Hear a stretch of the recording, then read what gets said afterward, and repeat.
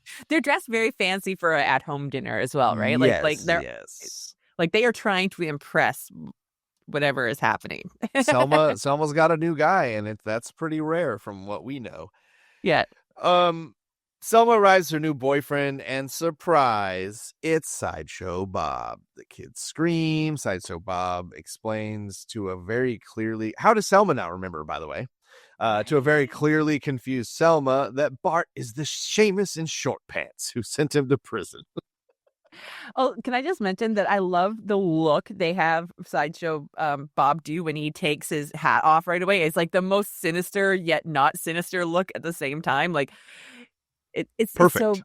It's so perfect. It's so perfect. It's like it's like he's hiding the super sinister, but if you were the kids or anyone else, you would totally see like, oh, he's gonna kill someone. I like that there's basically never a scene where he doesn't like almost lose it. You know what I mean? Almost every time. Rubbing Selma's feet, talking to Bart. If I wanted to kill you, I would have choked you. But what kind of guest would that have made me? So we move to the dinner table, and Homer's like, gee, if some little snot-nosed kid sent me to prison, first thing when I get out, I'd find out where he lives and tear him a new belly button. Lousy snitch.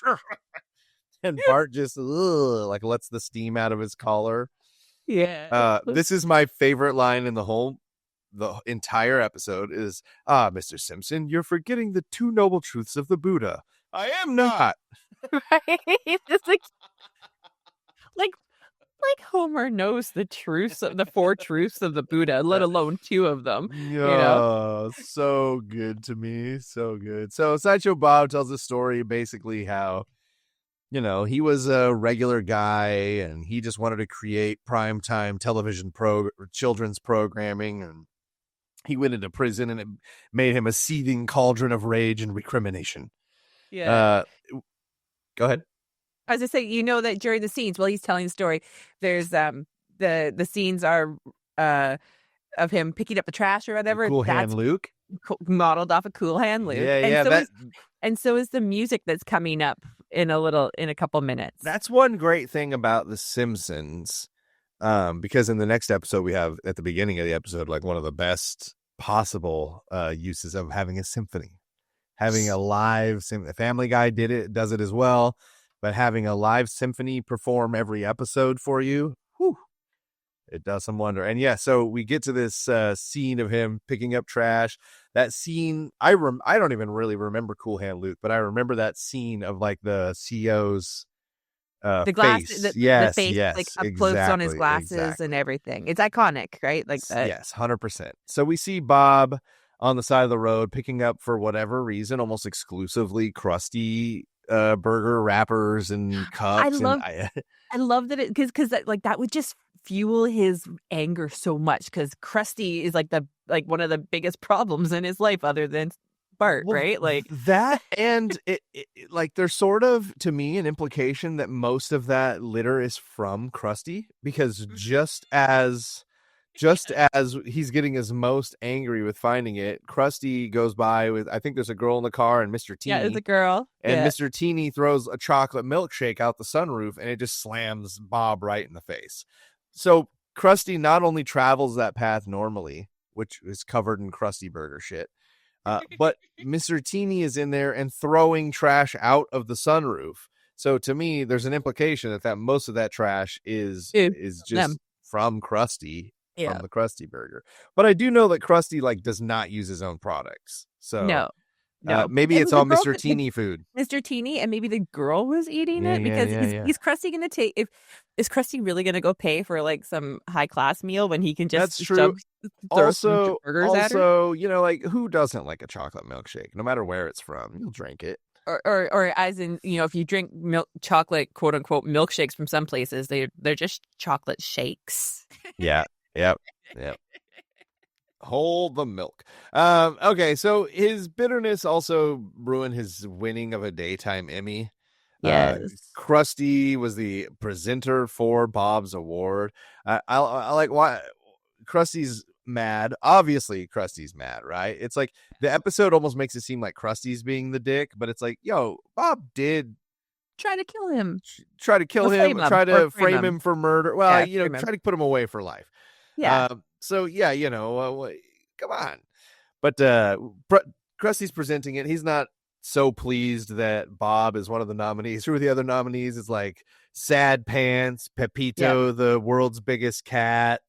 Um, There's a Mr. Kangaroo ripoff. I can't remember what his name is, but and then there's a in there. Vacuum who's currently filming a movie in Spain. Yes. I tried not to write as much of these down because it always takes me away. Like, I get too into, but I'm spending a bunch of time trying to remember what it is anyway. So basically, yeah, Bob wins the Emmy. His feed is from Springfield Prison. Yeah. He gets it. He starts doing his acceptance speech, and him and Krusty start jabbing immediately. And Krusty tells him not to drop it in the shower. I love that. The look on Krusty's face too is just like, it's so expressive. He knows he's getting a dig in. Exactly. Yeah. He's got his daytime Emmy, and as they begin to fight, basically Bob's got to be restrained and tranquilized and sedated. Yeah, exactly. And then Krusty looks shocked by that. And now for the biggest highlight of the evening: best film to video transfer. Right. Sideshow Bob asks everybody at the dinner table, "Do you know what prison is like for a lifelong conservative Republican?" In his cell, he asks. He's just they've got people crammed in broom closets, and his cell looks like it looks like, when you see the movies of the slave ships, how everybody's just packed in there. Yeah, and you're that's the most inhumane possible thing. That's how the prison looks. And Bob asks, "Who has my chapstick?" And someone sticks it out. "Oh, I just used it right here." And he's like, "I don't want it back." Yeah. He found solace in things like plotting revenge against Bart, making anti-Bart license plates. I love the license plates. R.I.P. Bart, Die Bart, Bart DOA, and IH8 for I Hate Bart. Yeah. And then I love it. I love it because it implies there are people that are just driving around with yes. These I love how they're the classic California blue and yellow lettering, but they all say Springfield on them. Springfield, yeah. Sideshow Bart, maybe later. Sideshow Bob tells Bart, "If I wanted to kill you, I'd have choked you like a chicken the moment I walked in that door." And the family all gasps, and that's what I'm talking about. It's like the one kind of time per scene where he just almost is, But then he's like, "But what kind of guest would I have been?" And everybody, chuckles. We have another flashback to the prison where the prison guards are wrestling Bob's daytime Emmy away from him. They're not allowed to have those. Yeah, those awards for excellence in entertainment are contraband. No Emmys, no Oscars, not even a Golden Globe. They throw it in a box. I like how it's Springfield Penitentiary, but they have an entire box of awards of excellence. Yeah, I feel like during this era too, there are a few stars and things like that are in prison. Like at the time, I feel like not. I know. America. So yeah, Sideshow Bob's Emmy is thrown on top of a pile of other awards. Yeah. So Bob needs something. He joins the prison pen pal program and gets his first response. This is when we learn that Bob's prisoner number is 24601, which is John Valjean's prisoner number. Yeah. Yes. Look at me hitting all. You were like, I'm ready to say it if he does. I had it. Did you know that they use that number as Skinner's prisoner number when he's I believe so. When he finds his Vietnamese mask, prisoner 24601. There's a Les Mis fan somewhere on the writing cast. Right. Let's see. So what does she say? "I need a man, and I cannot find one among the law-abiding. I have a steady job and a lucrative hobby, filing nuisance lawsuits." It's two separate revenue sources that Selma mentions having in this episode. It's this and investing in Mace before society crumbled. Yes. "I share an apartment with my twin sister. Enclosed is a photo of us on a tandem bike. I forget which one I am."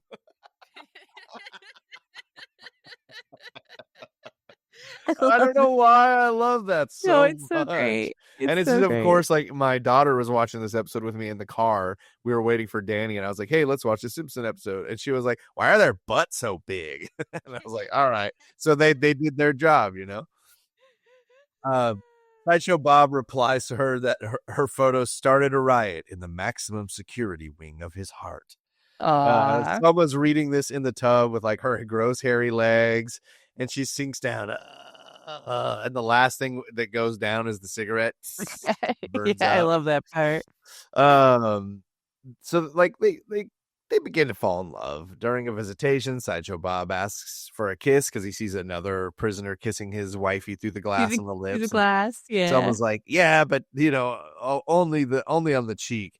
And this big it's like a big old blobby pancake. cheek. Yeah. It's like a big old pancake she smushes up there. Yep. Inspired by the love of a good woman, I resolved to be the best prisoner number 24601 I could be. He's playing violin near the conjugal visit trailers. Also, while I watched this episode with my daughter, she said, "Why are they shaking?" I was like, "Oh, he's playing music and they're dancing inside." They're dancing. They're totally dancing in there. They're playing to I the mean, violin. in a way, they are dancing. Yeah, in a way. It is. That's beautiful, Kristen. Thank you. He bids farewell to all of his cellmates, including Snake. "I'll miss you the most." I like that one of his friends' names is Cutter. Yeah. That's prison, you know. Cutter, Ice Stick. And Snake. And Snake.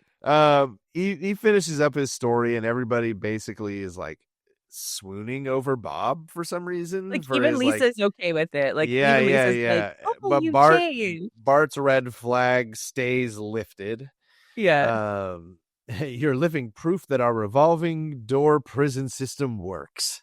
I mean, with as liberal as Lisa is, you have to expect her to say something like that, really, right? Like, you have to be like, "Yeah, because you changed your ways, and you know, because in the flashbacks they show him, you know, carving the Thanksgiving turkey for all the inmates, and just He's you doing know, the nice things at the end. good Once guy he fell in things. love, all it Yeah. took was some love. Yeah. So Marge notes that she's never seen Selma so happy, giggling like a schoolgirl, and Selma giggles. It's like the worst giggle, but yes. I actually wrote here, Selma giggles sickly. Patty admits he's a once-in-a-lifetime catch, and Bob jokes that he hopes the police are saying that as well. Yeah, it's so great. They will not be. They all find it very funny, again, except for Bart. Bart reminds everyone that Sideshow Bob did frame Krusty, and Sideshow Bob thanks Bart for doing so because it allowed him to meet Selma. I love what he says there, though. When he says, hang on, I know what I was just looking at it, where like the analogy he uses. "I'd like to thank you for catching me, Bart. You seized the wheel of my slow boat to hell and pointed it towards the shores, the sunny shores of Selma." I just love the way he says it. I love the way he says it. Bob is eloquent, if nothing else, right? It's so it's like so Frasier / Kelsey Grammer to talk like that. I do feel like they were like, "Hey, we just want you to voice this character," and he's like, "Can I just?" So listen, when I left Cheers, I took Frasier, and I just kept doing Frasier forever. So I'm hoping that I can just come in here and kind of do Frasier. And they're like, no, yeah, Mr. Grammer, please. Yeah, dig we in. have some ideas for Mr. Hyde Pierce if you could connect us. Bring him along. Yeah. So, Bob asked Selma if he would mind if he did something bold and shocking in front of his family. Selma says, "All right, but no tongues." Sideshow Bob says, "Although kissing you would be like kissing some divine ashtray, that's not what I had in mind." He asks Selma to marry him. Bart says, "Don't be a fool, Aunt Selma. That man is scum." And Selma says, "Then call me Mrs. Scum." It's so Selma. I kind of feel for her because, like, this is not the last time she has a faulty relationship with someone. You know, like it's by far, like, you know, the beginning of all her bad relationships. She should have just gone on Patty's route. Right? They would have done better. Oh, we then see a montage hit. They're singing karaoke at the Happy Sumo. Yeah. And they're singing like a current TikTok trending sound to Oh, is the it? yeah. I'm bad at that. I can't even Something remember stupid. it. Something stupid by Frank and Nancy Yeah, Sinatra is what they're singing. I love you. Yeah. Yeah. For some reason, I had like recently on TikTok seen people using Doing that that sound one. or singing, and then I was like, oh, look at this. This is Oh 30 well, years old. was just Valentine's Day, wasn't Yeah, it? So I that's guess true, that that's makes true. sense. So the montage includes them taking a paddle boat ride in the Springfield nuclear power plant runoff lake. I think we get a quick look of Blinky there too as they're paddling through it. I think he jumps out. Yeah. They go for a walk along the beach. They dance through a field of flowers. Sideshow Bob rubs Selma's feet and pumices her corns.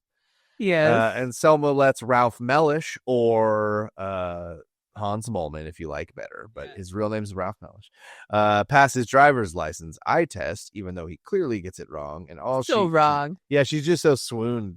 She's swooning. So she's like, Yeah. and I hope you find true love. Right. Drive safe. Hope you find true love. Right. Bye-bye. That's all this is about. We now return to the 27th annual Krusty the Clown telethon for motion sickness.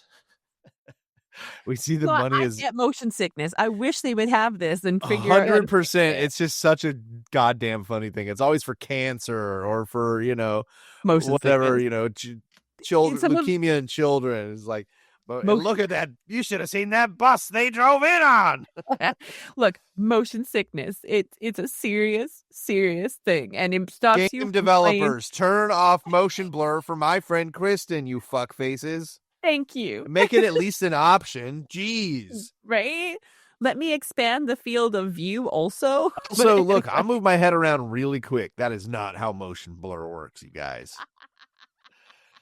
So we're now at the 27th annual Krusty the Clown telethon for motion sickness. It's a very important cause. I agree with you, Kristen. I'm there for you. They actually raise a ton of money. Did you notice that? Oh yeah.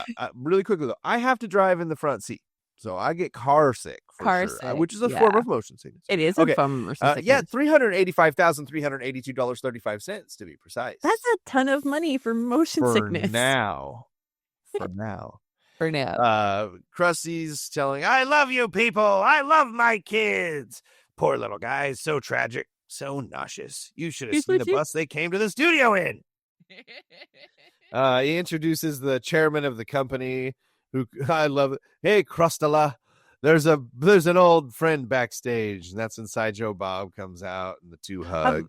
And we know that, right? That this is a in reference to when the chairman of the board, Frank Sinatra, brought what's his name, Dean Martin, onto Jerry Lewis's telethon thing and reunited them. So that's why he's the chairman. That. Yeah, there you go. So that's why they call him the chairman, like whatever Krusty calls him. But Frank Sinatra was the chairman of the company. Board. That's okay. It totally makes sense, right? And that's why you get that character that's very Frank Sinatra-ish, Frank is Sinatra had too many goddamn nicknames. I'm just gonna say it, okay? I'm just gonna say it. But yeah, so this, so like a lot of things in the Simpsons, especially during this time, like they refer to movies and events that were before either one of us were alive. Oh, well before. I mean, before. Even Cool Hand Luke is like the late 70s, I think. Yeah. Which, like, admittedly, is a 13-year-old reference at this time. Yeah. But now we're talking about a show that's referenced it when it was 13, but the episode we're referencing is 33 years old. Exactly. It's like forever and ever ago. But yeah, I thought that I knew the Frank Sinatra thing. I didn't realize it right away that it was when Frank Sinatra reunited Jerry Lewis and Dean Martin. So I thought that was kind of cool. Nothing in like I like to think that I'm pretty good pop culture, but it definitely does not reach back to the Rat Pack. Like, yeah, that's quite some time ago. That is quite some time ago. And I don't think I would know as much about the Rat Pack stuff if I didn't enjoy like musicals and movies, musicals and like songs from like Dean Martin and things like that. I go through phases where I listen to that stuff because it's when definitely the moon hits your my eye. favorite version of Christmas music. Oh yeah, not a big Christmas music guy, but if you fucking put on listenable. Another goddamn Ariana Grande version of some shit, I just can't. I can't. The jazzy kind of sound that you get from that kind of Christmas Or music or is nice. DMX's Rudolph the Red-Nosed Reindeer. Yes. But Yes. What? I'm with you. Uh, Anyways, I'll let you continue now. Yeah, no worries. We're just talking to Rat Pack. No, that's great because I literally like it. There is something about this scene where I'm like, why is he calling him chairman of the company and not saying a name? But like it never one time clicked. It never really It's clicked. a reference I'm missing. You know what I mean? Yeah. That's there you go. So they're on stage together. Krusty's asking, Sideshow Bob asks him if he could ever forgive him for framing him and trying to get him put in jail. Krusty's like, hey, if they ever open the books on this telethon, I might be right back in there. At this point, if you look behind him, the money on the board now reads $311,000. $11.11, 74,371.24 short than it did just moments prior. That's awesome. Fun fact. Awesome. So Krusty took what's that? That's fucking 30% off the top. Right. 22% or whatever. Yeah. Really worked it. Oh my gosh, I didn't even notice that. That is a beautiful catch. That is a beautiful catch. So Bart and Lisa are watching the telethon. Bart's mistrust of Sideshow Bob continues. Krusty and Sideshow Bob get right back into it because Krusty kicks him in the butt and pulls his pants and whatever. I can't even really exactly remember.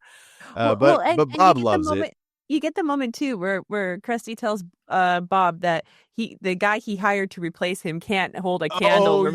Sideshow Mel. I can only be who? What does he say? I can only be myself. Yeah, and it's like, and he's sad. He looks so sad. Sideshow Mel. So I like that Sideshow Mel is very Sideshow Bob-esque in that he does like theater. Like when he does speak, it's like proper theater and stuff like that. I do love that they continued. What I love is that I do most of our TikTok stuff, and so when I'll get on, I'm logged into our TikTok, and it's basically just Simpsons stuff. And there are so many Sideshow Mel edits that it's not even funny. Like people go, I'm like, how the fuck did you find all this Sideshow? Like, are you creating this? Is there this much Sideshow Mel stuff? And because, like, admittedly, season 25 and on, I have a very cursory knowledge of. I have seen the Halloween episodes and a smattering of, which is going to be great. If we ever get there, it's going to be like, I'm going to be watching all new shit. So I'm not mad about it. I know that it's not going to be great, but I know that I'll still love it.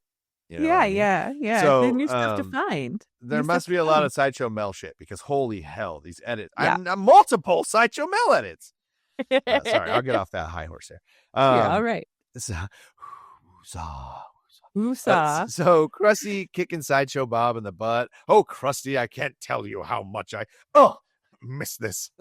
Right? Like Sideshow Bob is totally playing the role of I'm a reformed convict. I'm going to go out there and remake my life. He's very much playing that role. Hey, you know what he's doing? He's playing what Mike Tyson has done actually this whole time. Mike Tyson was like this fucking monster that everybody's like, whoa, Mike Tyson, it should stay in prison. And you got to think, listen, guys, I thought about it while I was in there, and I'm actually pretty cool now. Everybody's like, oh, all right. Right? Yeah, I'll smoke weed with you, Mike. Right? Got a cartoon for that last and everything. Except for that last fight. Oh, God. The Mystery Squad is a really, really, really, really good show. So Marge, Homer, Selma, and Sideshow Bob are sitting at the kitchen table going over wedding plans. And now that your wedding dress, I'm not sure how to put this. White. Okay, white. For those of you who don't know, a white wedding dress is for a pure bride. It's strictly tradition now. Plenty of pure brides wear unpure brides wear white. But and some people wear like pink ones and stuff nowadays too, which are really cool. Some of those. They're just like, look, we fucked. Okay, I'm wearing the pink. All right, get over it. They're trying to figure out what they should eat. Homer suggests cocktail weenies because you can't go wrong. They taste as good as they look, and they come with this delicious red sauce. It looks like ketchup. It tastes like ketchup, but brother, it ain't ketchup. I love that part. Selma says they can get whatever they want because everything tastes like styrofoam to her. She explains that when she was a kid, a bottle rocket accidentally shot up her nose when she permanently lost her sense of taste and smell. Very important. Make a note. Make a note. And it reminds me of Walk Hard because Dewey Cox was smell blind. Yes. Yeah. This Fuck wedding is hard. spinning out of control. Can we really afford it? I've already run through 8 of the $10 they gave me when I left prison. This is when Right? Selma lets us know that relax, she's got money. Not only does she work at the DMV and make money filing nuisance lawsuits, but she also bought stock in a mace company just before society crumbled. Bob just doesn't want anybody to think that he's marrying her for the money instead of your less tangible qualities. Bart continues his suspicion. Bart never lowers the red flag here. No, he's constantly yes. He's constantly analyzing every moment, which that is he sees not. in. Bart is playing Lisa in this episode. Like, that's what, if you know what I mean? Like, he's he's for analytical. sure. He's figuring things out. He's always keeping it. Yeah. He's being really astute and stuff like that in his observations, right? Like, he's just really watching. And it's like, I don't think he cares that much about his Aunt Selma as much as he cares to not have Sideshow Bob around. Yeah, and I noticed when he does bring stuff up, he's like, "Doesn't that seem suspicious to you guys?" Like, you know what I mean? Like, it's not. He doesn't just throw out wild accusation. He's kind of like Chief Wiggum. Yeah. So Sideshow Bob and Selma are on a horse-drawn carriage, kissing. Selma glances at her watch and he goes, "Holy frijoles! We've got 10 minutes to MacGyver." Oh my God, I'm with Sideshow Bob on this. She gives the driver a fin. Driver, here's a fin. It's Barney, isn't it? The driver's Barney, isn't it? Get me home and don't spare the whip. Whatever you say, Mum. I love that Barney's playing the part, at least. Yes. Selma rushes home, having missed the beginning of MacGyver, only to reveal that Bob is not Selma's only man. Also, like, he was in a tank top. Yeah. When she's like clearly turned on by MacGyver, Bob's like, "Yo, what the fuck?" She's like, "Sit down and shut up." Yeah, it's like she's gruff when it comes to MacGyver time. Yeah. Well, I mean, that's been consistent. We can say that. Yes. The end of the show. Thank you, Senor MacGyver. You saved our village. Don't thank me. Thank the moon's gravitational pull. Yeah. Selma says MacGyver's a genius. Bob clearly frustrated by having to watch MacGyver, which so frustrated. A lot of people may not remember this. MacGyver was a 1-hour runtime television show, so you got like 47 minutes of MacGyver when you watch MacGyver. Yeah, it wasn't a short show. I love how they show him like squirming in the seat while they're watching it too. Like, you can tell he's just like, I need to not. It's how I feel every time I watch television with my wife too. It's like, I'm not gonna force you to watch what I watch, but like, hey, we'll watch movies together. Bob chimes in. First of all, he's not a genius. He's an actor. Second, he's not much of an actor. Right. Selma immediately hysterics in tears. You're lying. No, Selma, this is lying. He puts on a huge smile. That was a well-plotted piece of non-claptrap that ever had me want to retch. Selma storms out in tears, goes to Marge's, where Marge's trying to console her, while Bart celebrates the wedding's ending. Oh, I guess the wedding's canceled. Twiddly-dee, and the world goes on. Yeah. Bart's like, yes, this did it. Great. Yeah, and Marge is like, no, it didn't. And Selma's like, no, it did. If he can't love me, if he can't love MacGyver, he can't love me. Right. Bob comes in, and it seems like they're going to get past it, and Sideshow Bob's like, I don't know what to say. Just tell me you love MacGyver. Very well. I can't do it. Even that car chase seemed tacked on.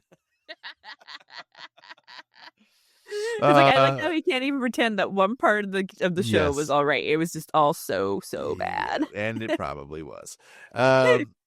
Homer basically tells them the real beauty of it is, I hate the programs Marge likes, but it's no big deal. You know why? Go on. Marge turns on one of her non-violent programs. I take a walk. I go to a bar. I pound a few. Then I stumble home in the mood for love. The formula for a lasting relationship. Yes, there you go. Yes. Go get shit-faced and come back for sex. Sideshow Bob decides to take Homer's advice, and the two reconcile over that. Basically, he's like, yo, that's what I'll do. I will just go Go for a walk while you Go watch for a your walk. TV show. Yeah, I'll busy myself. Bart no like bad medicine.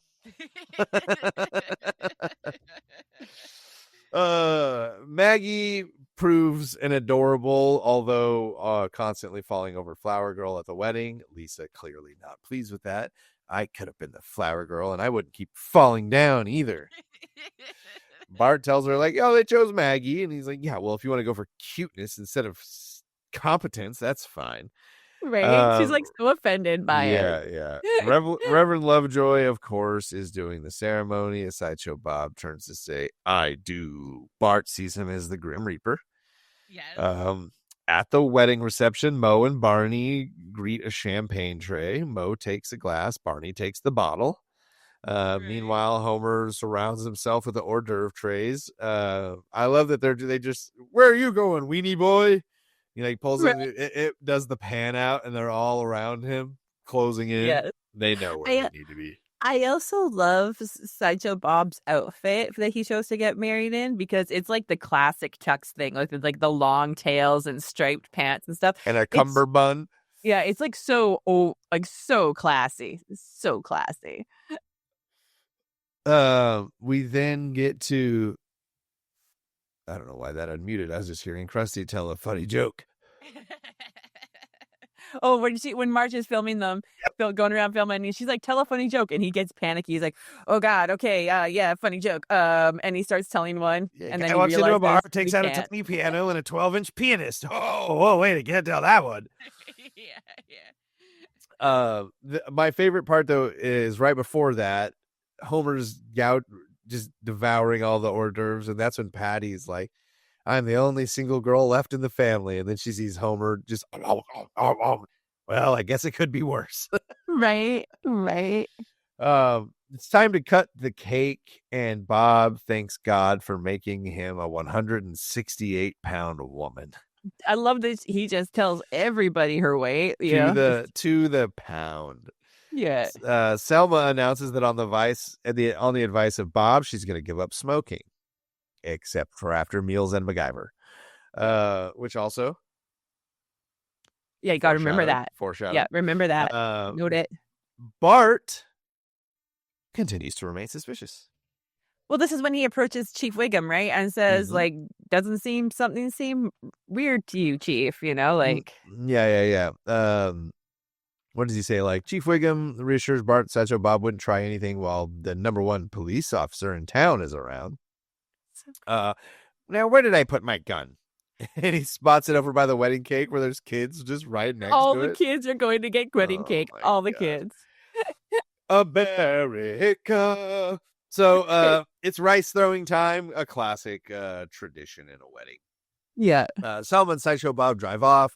Everybody's waving goodbye. Bart is scowling. As they continue to drive into the night, Selma's now sleeping. Bob's kind of got her nestled under the arm. Go ahead. I was just saying, this scene is one of my favorite, like, Simpsons cells ever. Like, the coloring of it and everything, because it's got that, like, black and yellow kind of like. Black and yellow and, like, blues. And it looks, I don't know, it's just, like, one of the coolest looking, like, one of things. The most nostalgic visions in my head of childhood is, like, going home on, like, a late night drive, and you're kind of sleeping in the car, and you get street light dark. That's what this really reminds me of. That I'm there with you. But let's just mention, Selma looks so content and happy, and she's sleeping, but she's smiling. Damn it, Bob. You know. So they're driving, and Bob tells her, "That's right, dear. Enjoy your rest. The wedding was very tough on you, but the honeymoon is going to be murder." And that's basically our wrap of Act 2. And the color changes too. Like, it does the evil color. Then when he starts laughing, it goes all like red and orange, like you know, like what you see in comic books, right? Like, I love it. I love that whole little scene. I think it's beautiful. And then I do love that he got one of his I Hate Bart Springfield license plates on the car. Yes. I do love it. I'm kind of, the episode's playing right above me. I forgot there's a really funny scene where Patty is like, I don't know what to say. And someone's like, just tell me what you know I want to hear. She's like, She's like, I'm dying of jealousy. so good.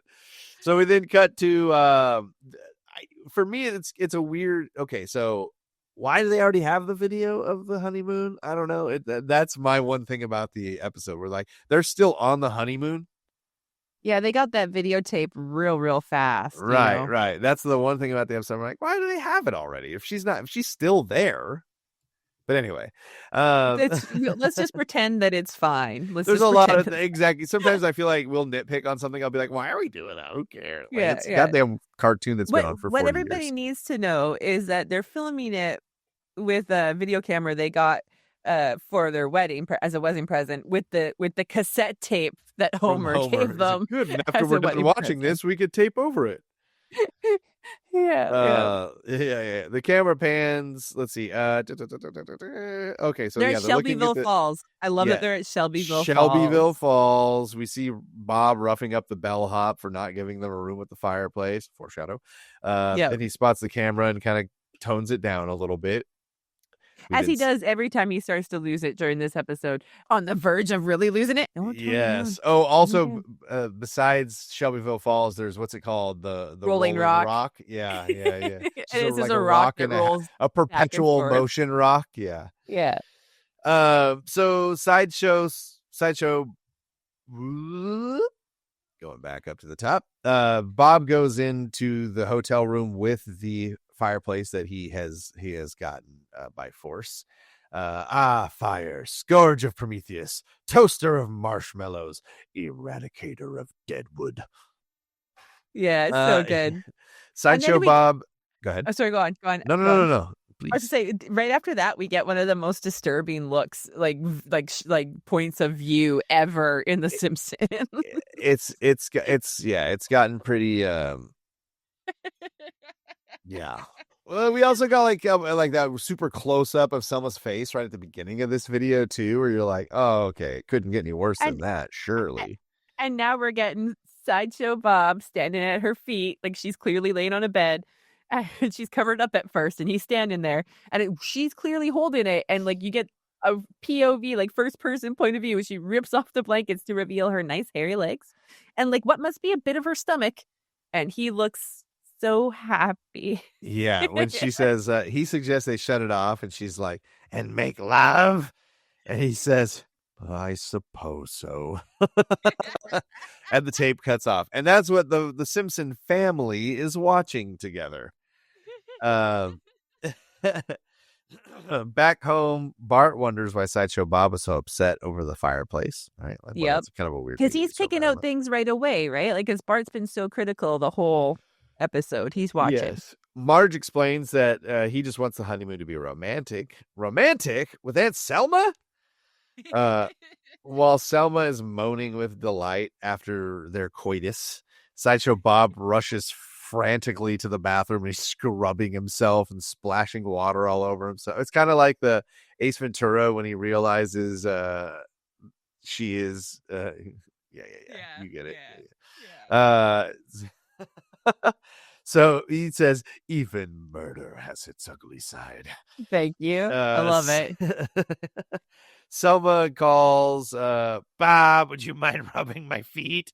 It's like, it's not even over, man. Like, go back. Darling, you make it sound like such a chore. Sideshow Bob does have such a great shutter sound too, right? Like so you good. Know that's why they did the rakes eventually. They're like, just do it like 12 times in a row. Yeah, it's like, we just want you to do it a bunch because it's so good. So when Bob goes in there, he's rubbing her feet and he like whispers to her feet, basically, soon I will kill you. What? Son pied sentel bleu. It's French for her foot smells lovely. Right? Oh. And then he says again, prepare to be murdered. Huh? Un pas de medoudou. That's Sanskrit for your toes are like perfume. Oh. Voy a matar usted. What? That's Spanish for I'm going to kill you. Bob quickly changes the subject because it's MacGyver time. Yeah, so it's all good. She's distracted anyway because it's MacGyver time. Like right? he's almost lost his grip. It's Yeah. almost fully falling apart on him because he just had to make love to her. Yeah. She sits down for her MacGyver in the comfy chair. He gives her pack of cigarettes because like that's what she's going to smoke That's now what she's after gonna meals smoke. and after MacGyver. Yes. Yeah. He tiptoes back across the room and you hear a knob squeaking. He tiptoes back. Well, time for my walk. Don't forget to die. So Patty pops in at the Simpson residence where everybody's watching TV as they would on a night like this. Yeah. And she's feeling lonely without Selma and asks to watch television with them. And so they turn on MacGyver. And the word MacGyver just goes through Bart's head like a MacGyver, MacGyver, MacGyver. Bart stands and announces that Aunt Selma has 1 hour to live. Hey, down in front. So we cut back to the hotel in Shelbyville Falls where Sideshow Bob is having a drink by the hotel pool and says, goodbye. There's a tremendous explosion. Sideshow Bob picks up the phone and frantically reports that there's been a terrible accident in his room and returns to the exploded room. Then I went and spoiled it all by doing something stupid like explode you. I love it. As he approaches Selma's chair, he spins it around to find Bart sitting in it. Sideshow Bob, I'm afraid the only victims here are the good people of Best Western Hotels. Sideshow Bob is shocked to find Bart as well as Selma very much alive. She tries to kill him and wants a separation. I think that's natural. I think that's but like, very reasonable. I feel like there's a difference between a separation and a divorce, and a separation is less. It's because that's just like right. It's like we're not divorced yet, but like she's like, I'm We're gonna not spend sure some- if I want it to Yeah. completely end. All you can try to do is kill me. Yeah, it's like we're just gonna spend some time apart. We just need some time apart. Yeah. Sideshow Bob finds him surrounded by police. My best laid plans have gone gang agley. I believe that just means to shit. It's like it's Scottish it's or from Irish. it's from a poem. It's from a Robert Burns poem. The poem is to a mouse. There you go. There we go. There you go. Chief Bart says, Chief Wiggum, think you have the room in jail for a 2-time loser? Well, no, frankly, but never stopped us before. Sideshow Bob says, Bart, I must know. How did you untangle my web? Yeah, Bart, pull us in, says Chief Wiggum. Chief Wiggum has no idea either. Well, I'd hate to tell the number one cop in town how to do his job. No, please. It's the only way I'll learn. That's so great. Bart explains that he realized the reason Bob was mad over the fireplace was because of the gas, and that anybody would have smelled the gas leak except Selma, who Can't smell had anything. lost her sense of smell because of the bottle rocket. And while she watched MacGyver, the room filled with gas, and the spark from her post-MacGyver cigarette would have set it off. Her only hope was a plucky young boy and a slow-witted father. After trying 4 times to explain it to Homer, Bart explained it to Marge, who understood it immediately, and the family left. I love that. I love To that. the Simpson-mobile. I love that it's another one of those scenes where where Bart, because we had this a same thing happen the night that Bart gets jinxed during Lisa's slumber party, and he's trying to tell Bart. What do you mean, my son? Yeah, and it's the same exact interplay where he's like, "What do you mean? What are you talking about? What do you mean? What are you talking?" I love it. Homer knew that time. He just doesn't care. I'm just not gonna jinx you. What do you think of that? What do you think of that? Yeah. Because I have used that exact thing because my kids used to do the jinx, you know, me a Coke, and I'm like, what, my darling? What is it, babe? How can I help you, sweetheart? So in a burst of flames, the Simpson mobile speeds off for Shelbyville Falls. In her room, Selma prepares to light her cigarette, but Bart storms in and stops her just in time. Because she only had 1 hour to live, and obviously it takes a long time to explain it 3 times to your dad, 1 time to your mom, and then drive. And then get to Shelbyville somehow, all within okay. Then why did the room explode? Chief Wiggum and his men celebrated their success by smoking cigars in the hallway. And Chief Wiggum's thrown match ignites the gas. Oh, yeah, the gas leak. The gas leak. Sideshow Bob is taken away. This is my favorite joke. I was telling you before. I'll be back. You can't keep the Democrats out of the White House forever. And when they get in, I'm back on the street with all my criminal buddies. It's so good. It's a good one. Yes, it's a good one. Marge is proud that there was one little boy who never lost his mistrust. And the episode ends with Bart, and this is just like, what is this joke? It's like they're all sort of suffering from the gas leak already, because Bart says, now let's get out of this gas-filled hallway before we all suffocate. And they all stand there and laugh it out. It's like a 10-second laugh to end. Yeah, I love it. I love it. Oh, it's great. Yes. And then, of course, you are right. I looked up at the clock at when we finished Act 2, and it's like 15 minutes. Act 3 is over. It wraps up so fast. But that's how it's supposed to be. That's how it's supposed to be, baby. It's a lot of setup, and then it wraps up. Like, I've been monitoring this for quite a few recordings now. This stands true. Great episodes. Sideshow Bob episodes, to me, great episodes. I personally can never go wrong. No. While you tell me your rating, I'm going to pull up our scorecard. Okay. So I'll let you get started for that. This one was a hard one for me because, like, part of my heart wanted to give it a 5, but it's not perfect, and there are definitely better Sideshow Bob ones. But I will tell you, I definitely gave it 4. Okay.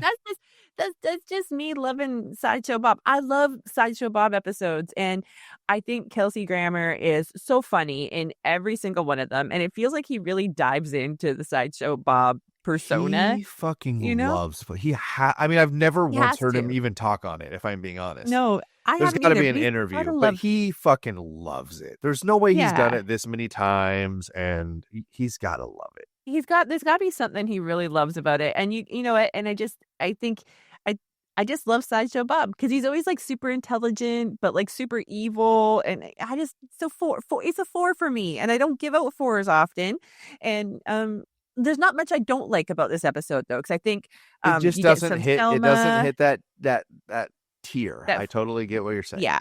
It just doesn't get to 5. That's all. But it's totally one of those. It's one of those ones too that I sometimes I forget it exists. You know what I mean? Like and then as soon as I watch it, it isn't. Yeah. I think the reason you can easily not give it a 5 is because there's probably 3 better Sideshow Bob episodes. Yes, exactly. But it's definitely a 4. Doesn't make it a bad episode, because that's the same reason that I also 100% without conferring with you had a 4. Yeah. Because it's almost the same reason. I was like, because before I started watching this episode, I was like, well, this is going to be a fucking 5. And it's not like it lost me, but I was just like, oh yeah, it's a Sideshow Bob episode, but it's not the best Sideshow Bob episode. No, there are better ones. I'm going to reserve my 5s for those ones. Yeah. 4s, it's the only time either of us have rated any episode of 4 since you and I have began. Neither of us have done a 4 one time. So we did it. It's actually at this point just as rare as getting a 5 on this show, because we both it's still super special. Both of us gave 5s to Homer at the Bat. Of course. And we both gave 4s to this. Yes. But there are lots of things I love about this episode, including the scene where they're in the car and it has that very comic book coloring going on, the nighttime drive, and then the changes.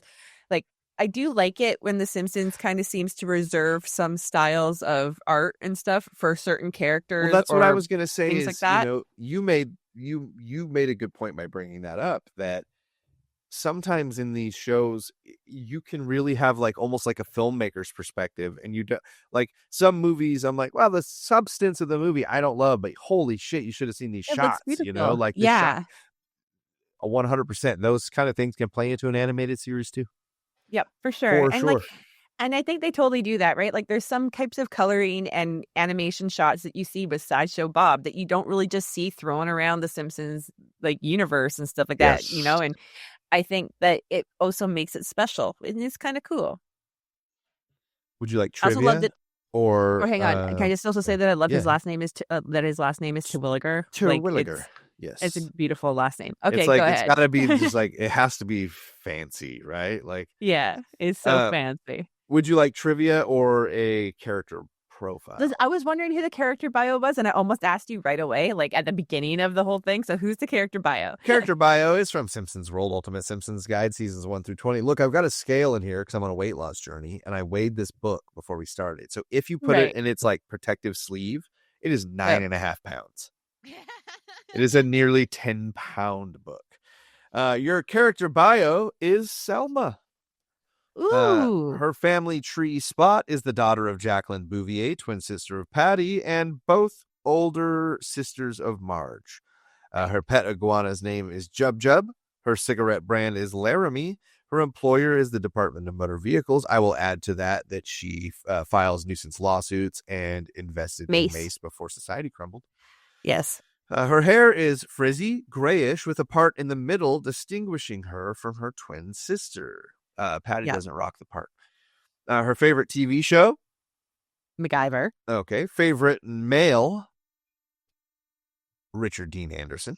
Right. So I didn't, you know what? For some reason, I didn't even like connect the two. I don't know why. Because you're like, what? There's a whole episode where they kidnap Richard Dean Anderson, right? So anyway. Spoiler.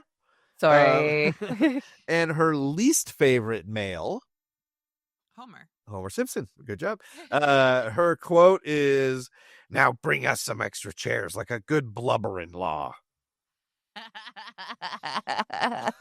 It hurts my throat when we do a lot of Patty, Selma, and Marge in one episode. Yeah, because you do the voice and it tears it up. Yep. I can't help but do it most of the time. I'm trying. And I also did some Barney. You did do some Barney.